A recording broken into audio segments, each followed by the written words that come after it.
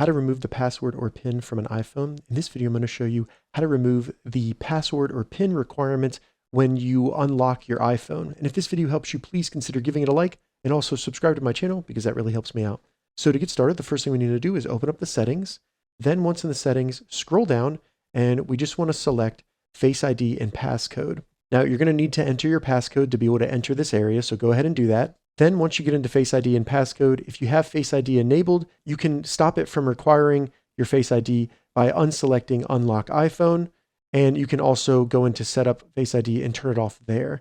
But once you've done that, you can scroll down even further and you'll see Turn Off Passcode. Now, if you want to keep a passcode, but you don't have to enter it as much, you can select Require Passcode and just make it so it only asks you for the passcode less often so that you don't have to enter it every time you unlock your phone. So you can go up to 4 hours, where if you're using your iPhone, you won't have to unlock it every 4 hours. But if you want to turn it off, select Turn Off Passcode. It's going to give you information of what that means.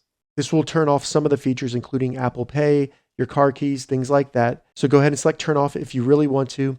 Then you'll need to enter your Apple ID password. Once you enter your Apple ID password, your passcode will be removed from your iPhone and you will no longer have to enter a passcode or PIN to unlock your iPhone. If this video helped you, give it a thumbs up and please consider subscribing to my channel.